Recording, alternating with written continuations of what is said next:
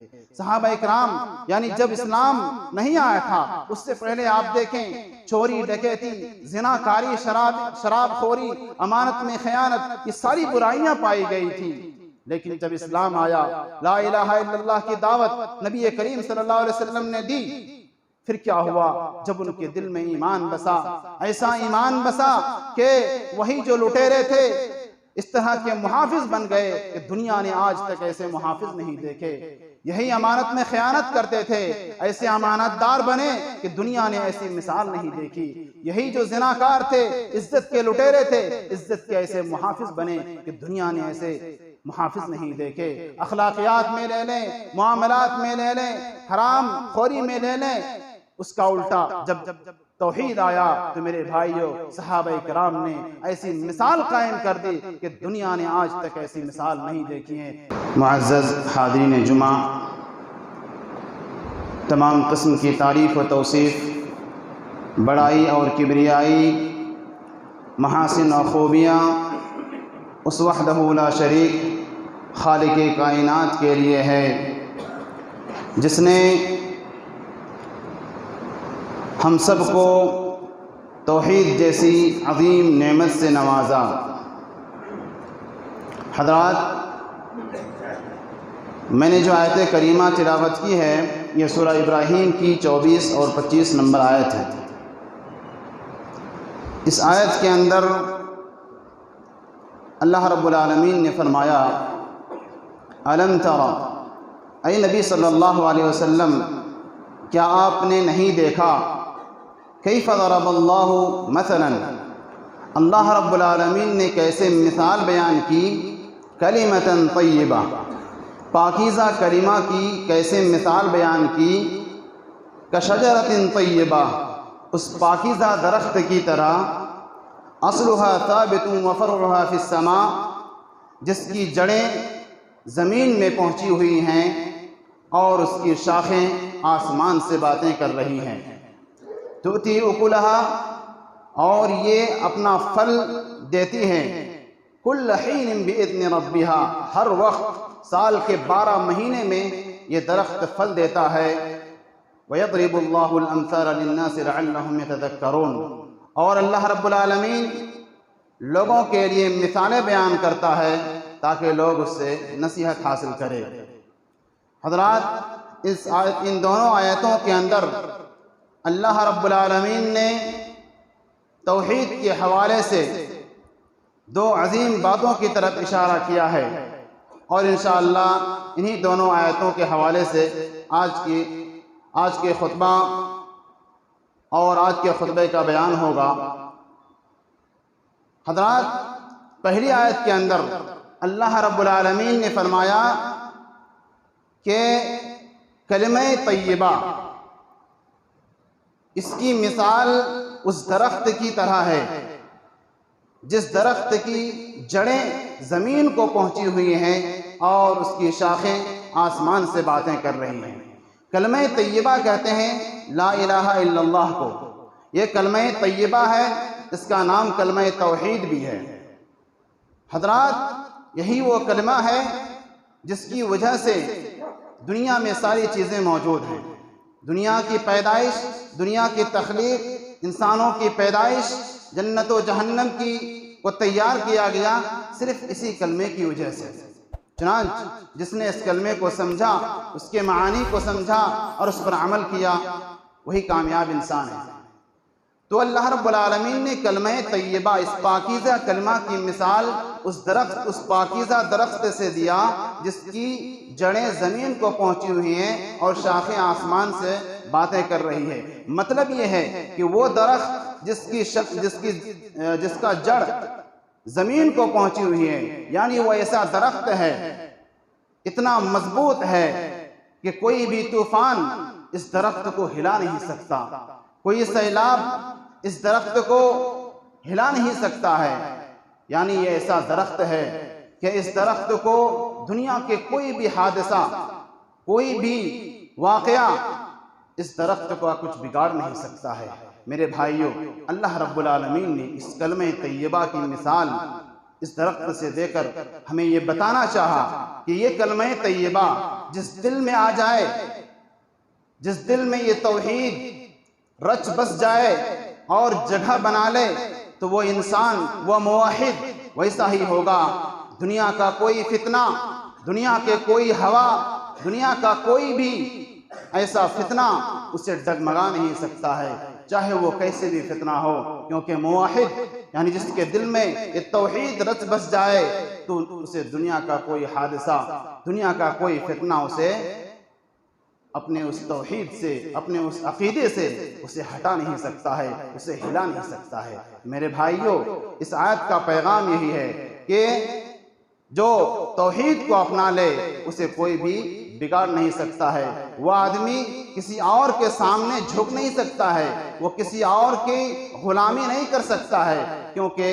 तौहीद का मतलब ही है कि हमने अपने आप को अल्लाह के हवाले कर दिया और अल्लाह रब्बुल आलमीन को हमने अपना सब कुछ मान लिया। वो अकेला है और वही हमारा सब कुछ है, लिहाजा दुनिया की कोई ताकत उसे हिला नहीं सकती। दूसरी आयत के अंदर जो अल्लाह रब्बुल आलमीन ने हमें पैगाम दिया वो ये कि ये पाकीज़ा दरख्त हमेशा साल के 12 महीने में फल देता है। मेरे भाइयों, हालांकि जो दरख्त होते हैं वो अपने मौसम में फल देते हैं, लेकिन ये पाकीज़ा दरख्त, इसकी खुसूसियत ये है कि ये साल के 12 महीने में फल देता है अल्लाह रब्बुल आलमीन के हुक्म से। इसका क्या मतलब है? इसका मतलब ये है कि एक मोमिन जिसके दिल में ये ला इलाहा इल्लल्लाह ये बस जाए और वह आदमी तौहीद को अपना ले तो उसके असरात उसकी ज़िंदगी में देखने को मिलते हैं। ये तौहीद उसकी ज़िंदगी में रंग लाता है, मुख्तलिफ किस्म के रंग दिखाता है मेरे भाइयों। और यही उसका उस मिसाल का मतलब यही है कि वो जो दरख्त है हमेशा फल देता है, उसी तरह एक मुवाहिद जब इस कलमे को अपना लेता है और ये अकीदा बना लेता है तो उसकी ज़िंदगी में तब्दीलियाँ आती हैं, उसकी ज़िंदगी में बदलाव आता है, उसकी ज़िंदगी में तग़य्युर देखने को मिलता है और उसका असर उसको पूरी ज़िंदगी में देखने को मिलता है। मेरे भाइयों और बुज़ुर्गों, दोस्तों, तौहीद के बहुत सारे असरात इंसानी ज़िंदगी में रोनुमा होते हैं। मैं चंद एक की तरफ आपको इशारा करना चाहूँगा। मेरे भाइयों, सबसे पहला असर यह है कि एक इंसान जब इस तौहीद को अपना लेता है, उसको अपने दिल में जगह दे देता है, तो उस मुवाहिद का इस कायनात के ताल्लुक से उसका नुक्ता-ए नज़र बदल जाता है, उसका नुक्ता-ए नज़र बदल जाता है। वो इंसान तौहीद को अपनाने से पहले जब एक आदमी शिर्क पर होता है, कुफ्र पर होता है, तौहीद से दूर होता है, वो इंसान इस दुनिया को सब कुछ समझता है, इस दुनिया को इतना बड़ा समझता है कि उसके सामने अपने आप को एक छोटा सा समझता है। और फिर नतीजा क्या निकलता है? नतीजा ये निकलता है कि वो शिर्क पर होते हुए कभी तो कब्रों के सामने जाके सजदे करता है, उसे वो अजीम समझता है, कभी वो दरख्तों के सामने जाकर सजदा रेज होता है क्योंकि वो उसे अपने से बड़ा समझता है। यानी यह है कि जब वो तौहीद से दूर होता है और शिर्क के दलदल में फंसा हुआ होता है तो वह आदमी इस दुनिया को सब कुछ समझता है और उसे इतना अजीम समझता है कि अपनी हाजात, अपनी ज़रूरियात और अपने हर कुछ वो इस दुनिया के कायनात के मामूली चीज़ों के लिए लुटा देता है मेरे भाइयों। लेकिन वहीं पर जब ये तौहीद रच बस जाता है कि मेरा सब कुछ मेरा अल्लाह है और ये दुनिया, ये कायनात की सारी चीज़ें, आसमान हो, ज़मीन हो, उसके अंदर जो सैयारे हैं, उसके अंदर जो सितारे हैं, सूरज है, चांद है, समंदर है, ये सारी चीज़ें वो मेरे लिए पैदा की गई हैं। जब एक मुवाहिद तौहीद को अपनाता है तो उसका नज़रिया बदल जाता है। वो ये समझता है कि ये सारी चीज़ें जो दुनिया के अंदर देखने को मिलती हैं या जो देखने को नहीं मिलती हैं, ये सब के सब मेरे लिए पैदा की गई हैं और मैं मेरे रब के लिए पैदा किया गया हूँ। उसका नुक्ता नज़र बदल जाता है। नतीजा ये निकलता है कि वो किसी के सामने झुकता नहीं है, ना तो वो किसी के सामने झुकता है और ना किसी के सामने अपना हाथ फैलाता है। उसे ज़रूरत पड़ती है वो अपने रब के सामने अपना हाथ फैलाता है, उसे ज़रूरत पड़ती है औलाद की, वो अल्लाह के सामने अपनी ज़रूरत को पेश करता है। तो मेरे भाइयों, नुक्ता नज़र इस तरह से बदल जाता है कि एक मुवाहिद किसी के सामने झुक नहीं सकता है, एक मुवाहिद किसी के सामने वो گڑ گڑا نہیں سکتا ہے، کیونکہ وہ یہ مانتا ہے اس کو اللہ رب العالمین کو جو اس نے مانا ہے، اس کا تقاضا یہی ہے کہ ساری ضرورتیں اللہ رب العالمین کے سامنے پیش کی جائے۔ تو میرے بھائیوں، نقطہ نظر اس طرح سے بدل جاتا ہے، کیونکہ اللہ رب العالمین نے کہا وَسَخَّرَ لَكُم مَّا فِي السَّمَاوَاتِ وَمَا فِي الْأَرْضِ، کہ اللہ رب العالمین نے جو کچھ آسمان میں ہے، جو کچھ زمین میں ہے، ساری چیزوں کو تمہارے لیے مسخر کر دیا ہے۔ چنانچہ ایک مومن اور موحد وہ کسی چیز کے سامنے نہیں جھکتا ہے، چاہے وہ کتنی بڑی چیز ہو، کیونکہ وہ یہ سمجھتا ہے کہ یہ ساری چیزیں میرے لیے پیدا کی گئی ہیں اور میں اللہ رب العالمین کے لیے پیدا کیا گیا ہوں۔ تو میرے بھائیوں، یہ اثر ایک مومن کے دل میں آتا ہے، اور جو حقیقت میں موحد ہے وہ اس طرح سمجھتا ہے، پھر وہ کسی کی غلامی نہیں کرنا چاہتا ہے۔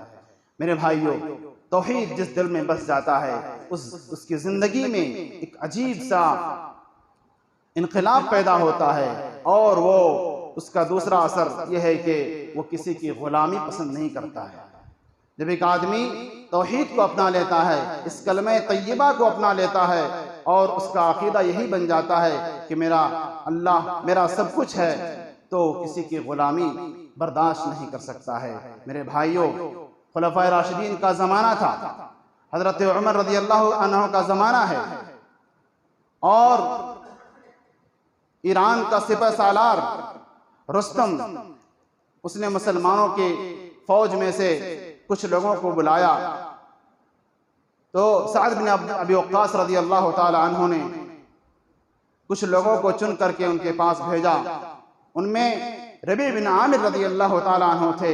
تاریخ کی کتابوں میں موجود ہے کہ یہ ربیع بن عامر رضی اللہ تعالی عنہ یہ ایک صحابی ہیں، صحابی رسول ہیں۔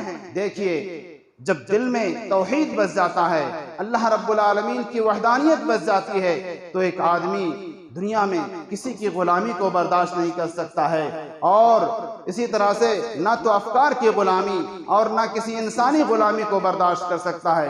ربیع بن عامر رضی اللہ تعالی عنہ ان کے دربار میں جاتے ہیں۔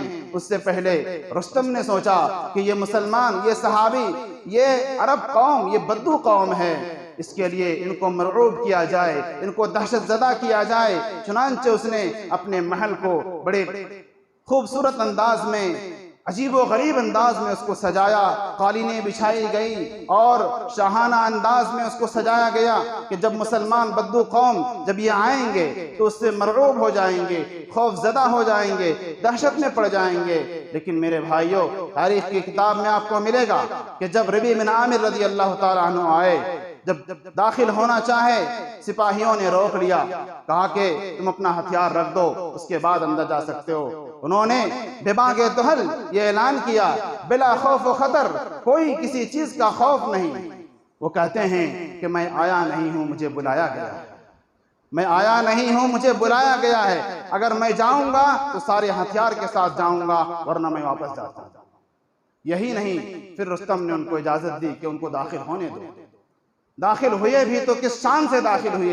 ایک موحد کو ایسا ہی ہونا چاہیے۔ میرے بھائیوں، وہ داخل ہوتے ہیں، کہتے ہیں کہ جب داخل ہوئے تو قالینیں بچھی ہوئی تھی، دونوں طرف سپاہی لگے ہوئے ہیں، وہ قالینوں کو چیرتے ہوئے، ان کے ہاتھ میں ایک نیزہ تھا، قالینوں کو چیرتے ہوئے وہ داخل ہو گئے، رستم کے سامنے کھڑے ہو گئے، آنکھوں میں آنکھیں ڈال کر یہ بات کیا کہ جئنا لنخرج العباد من عبادة العباد إلى عبادة رب العباد ومن جور الأديان إلى عدل الإسلام ومن ضيق الدنيا إلى سعة الآخرة۔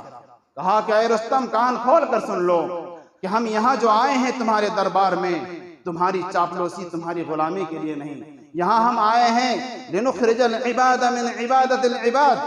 کہا کہ بندوں کو بندے کی بندگی سے، بندوں کو بندوں کی عبادت سے ہم اسے نکالنے کے لیے آئے ہیں، تاکہ انہیں بندوں کی عبادت سے نکال کر ایک اللہ کی طرف ہم بلائیں، ایک اللہ کی عبادت میں اسے لے کر جائیں۔ اور اسی طرح سے کہا کہ وَمِن جَوْرِ الْأَدْيَانِ إِلَىٰ عَدْلِ الْإِسْلَامِ، اور یہ جو مختلف مذاہب ہیں، مختلف دھرم ہیں، اس میں جو ظلم و ستم ہوتا ہے، اس سے ہم ایک عدل والا اسلام کی طرف ہم ان کو نکال کر لے جائیں، اور دنیا کی تنگ دستی سے ہم اسے آخرت کی وسعتوں کی طرف لے جانا چاہتے ہیں۔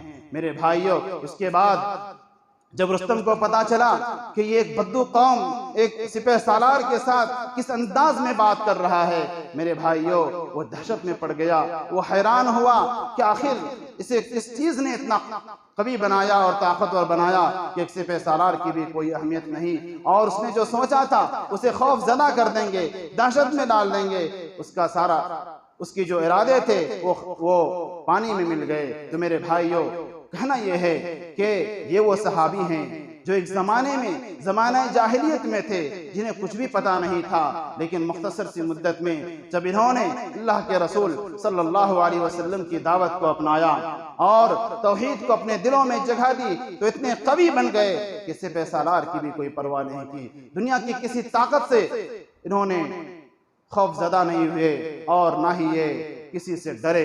تو میرے بھائیوں ایک موحد کی زندگی میں جب توحید آ جاتا ہے تو اس طرح سے وہ بے باک بن جاتا ہے، اسے کسی کے خوف کی کوئی پرواہ نہیں ہوتی ہے۔ تو میرے بھائیوں یہ بھی ایک بہت بڑا اثر ہے جو ایک موحد کے اندر دیکھنے کو ملتی ہیں۔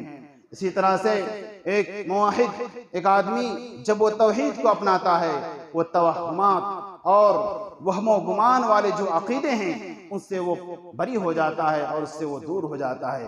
مطلب یہ ہے کہ آپ پائیں گے بہت سارے لوگ اس طرح کے عقیدے رکھتے ہیں، مثلا اگر راستے سے بلی چلی جائے تو وہ منحوس ہو جاتا ہے، اور وہ راستے کو یہ ہندوانہ عقیدہ بعض مسلمانوں کے اندر بھی دیکھنے کو ملتے ہیں۔ اسی طرح سے بہت سارے لوگ کہتے ہیں کہ فلاں دن منحوس ہے، اس دن میں برکت نہیں ہوتی ہے، فلاں مہینہ منحوس ہے، اس میں برکت نہیں ہوتی ہے۔ میرے بھائیوں یہ سارے عقیدے یہ توہمات ہیں، ہندوانہ عقیدے ہیں۔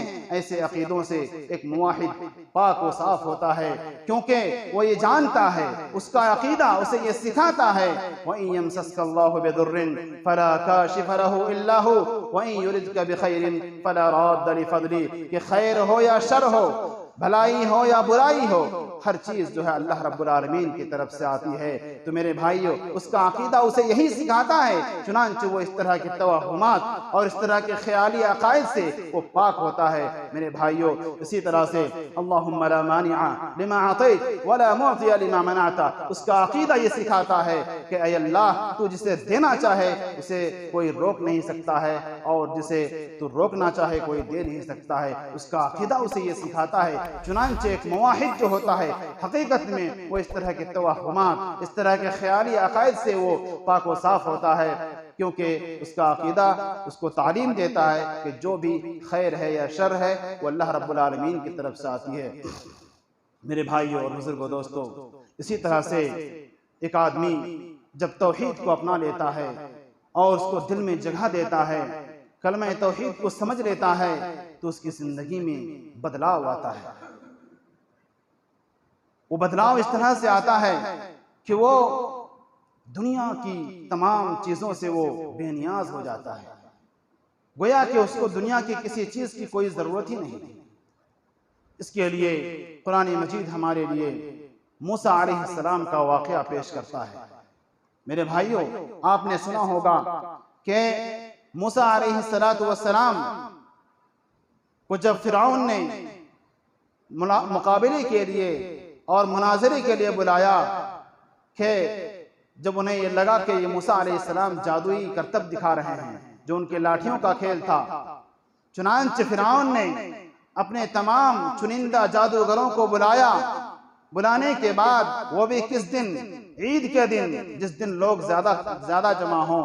اسے یہ گمان تھا کہ چونکہ ہمارے جادوگر بڑے چنندے ہیں ہماری ہی جیت ہوگی، ہمیں ہی فتح ملے گی۔ چنانچہ فرعون نے تمام جادوگروں کو بلایا۔ بلانے کے بعد جب معاملہ میدان میں آیا، کہا کہ تم ڈالو یا ہم ڈالیں؟ موسیٰ علیہ السلام نے کہا کہ تم اپنا کرتب دکھاؤ۔ جب ہاں تو یہاں پر ہمیں رک کر کے یہ سمجھنا ہے کہ یہ جو جادوگر تھے ابھی کفر کی حالت میں ہیں، شرک کی حالت میں ہیں۔ دیکھیے ایک شرک میں جب ہوتا ہے آدمی تو اس کے اندر چاپلوسی کا مزاج، دنیا کی پراپرٹی سے محبت، دنیا کی دولت سے محبت اور جی حضوری کا جو معاملہ ہوتا ہے نہایت ہی اعلیٰ پیمانے پر ہوتا ہے۔ چنانچہ جادوگر جب آئے، مقابلہ شروع ہونا ہے، جادوگروں نے کہا وَإِنَّ لَنَا لَأَجْرًا إِن كُنَّا نَحْنُ الْغَالِبِينَ کہ اے بادشاہ سلامت، کیا ہمیں کوئی اجر ملے گا، کوئی ہمیں اجرت ملے گی کہ ہم جادو دکھا رہے ہیں، اور اگر ہم غلبہ پا گئے، ہم جیت گئے تو کیا ہمیں کچھ ملے گا انعام؟ سبحان اللہ، دیکھیے لالچ دیکھیے کس طرح سے ہے۔ اس کے بعد فرعون نے کہا کہ تم انعام کی بات کرتے ہو، انکم اذا لمن المقربین، تمہیں تو ہم اپنا قریبی بنا لیں گے اور تم ہمارے دربار میں ہمیشہ رہو گے، اس سے بڑا انعام کیا ہو سکتا ہے؟ ہماری دولت سے جیسے چاہو ویسے تم استعمال کر سکتے ہو، اس سے بڑا انعام کیا ہو سکتا ہے؟ تم میرے مقرب لوگوں میں سے ہو جاؤ گے، تم میرے وزراء میں سے ہو جاؤ گے۔ اس کے بعد کہا اتنا ہی نہیں بلکہ چاپلوسی کی حد دیکھیے، جب مقابلہ شروع ہو رہا ہے یہ جادوگر کیا کہہ رہے ہیں؟ کہہ رہے ہیں بعزت فرعون انا لنحن الغالبون، کہا کہ فرعون کے عزت کی قسم ہم ہی غالب ہوں گے، ہم ہی جیتیں گے۔ میرے بھائیوں، یہ کیوں کہا تھا انہوں نے؟ کیا ضرورت تھی اس کی؟ انہیں یہ گمان تھا کہ اگر ہم جیت جائیں گے تو بادشاہ سے زیادہ انعام لینے کے لیے ہم ان کے سامنے یہ پیش کر سکتے ہیں، انہیں یہ کہہ سکتے ہیں کہ اے بادشاہ سلامت، ہم جو جیتے ہیں، ہمیں جو غلبہ ملا ہے، یہ کسی اور وجہ سے نہیں، ہم نے آپ کے نام کی قسم کھائی تھی، ہم نے آپ کی عزت کی قسم کھائی تھی، یہی وجہ ہے کہ ہم نے اس مقابلے میں جیت حاصل کی اور فتح پائی۔ میرے بھائیوں، یہ ہے مقابلہ شروع ہونے سے پہلے کی حالت، کس طرح چاپلوسی اور تملق کا مزاج دیکھیے ان کو، اس دنیاوی متاع اور دنیاوی جو دولت ہے اس کے پیچھے کس طرح پڑے ہوئے ہیں۔ میرے بھائیوں، مقابلہ شروع ہوتا ہے اور جادوگر اپنی لاٹھیاں، اپنی رسیاں پھینک دیتے ہیں، وہ سانپ بن کر کے، لوگوں کے خیال میں ایسا آتا ہے کہ وہ سانپ بن کر کے میدان میں چلنے لگتے ہیں۔ موسیٰ علیہ السلام کو حکم ہوتا ہے کہ آپ بھی اپنی لاٹھی پھینکو۔ موسیٰ علیہ السلام جیسے ہی لاٹھی پھینکتے ہیں وہ اژدہے کی شکل اختیار کر جاتا ہے، اس کے بعد سارے سانپوں کو نگل جاتا ہے۔ میرے بھائیوں، اب تک جو ان کی حالت آپ نے سنی، قرآن یہ بیان کرتا ہے فَأُلْقِيَ السَّحَرَةُ سَاجِدِينَ، اتنا دیکھنا تھا کہ جادوگروں کے تمام سانپوں کو نگل گیا موسیٰ علیہ السلام کا سانپ۔ تو میرے بھائیوں، جادوگر کو پہچانتا ہے، جادوگر کے راز سے واقف ہوتا ہے۔ انہوں نے یہ سمجھ لیا کہ موسیٰ علیہ السلام نے جو دکھایا وہ کوئی جادوئی کام نہیں ہے، کوئی جادوئی فعل نہیں ہے۔ چنانچہ کیا ہوا؟ فَأُلْقِيَ السَّحَرَةُ سَاجِدِينَ، بلا سوچے بلا سمجھے، ان کو سمجھنے میں دیر نہ لگی، چنانچہ وہ سجدے میں گر گئے۔ اب آپ سمجھ سکتے ہیں کہ فرعون کا کیا حال ہوا ہوگا۔ فرعون نے لوگوں کو کثیر تعداد میں جمع کیا تھا تاکہ ہم اپنے جو جادوگر ہیں ان کی پیٹھ تھپ تھپائیں، ان کو شاباشی دیں، ان کے سامنے میری عزت بڑھے گی، جیت ہمیں ہی ملے گی۔ میرے بھائیوں، اس پر کیا گزرا ہوگا اس کو ہم بیان نہیں کر سکتے ہیں۔ کیا کہا فرعون نے؟ کہا کہ لَأُقَطِّعَنَّ أَيْدِيَكُمْ وَأَرْجُلَكُمْ مِنْ خِلَافٍ، کہا کہ ہم تمہارے ہاتھ پیر کاٹ ڈالیں گے، وَلَأُصَلِّبَنَّكُمْ فِي جُذُوعِ النَّخْلِ، اور تمہیں ہم پھانسی یا سولی میں چڑھا دیں گے۔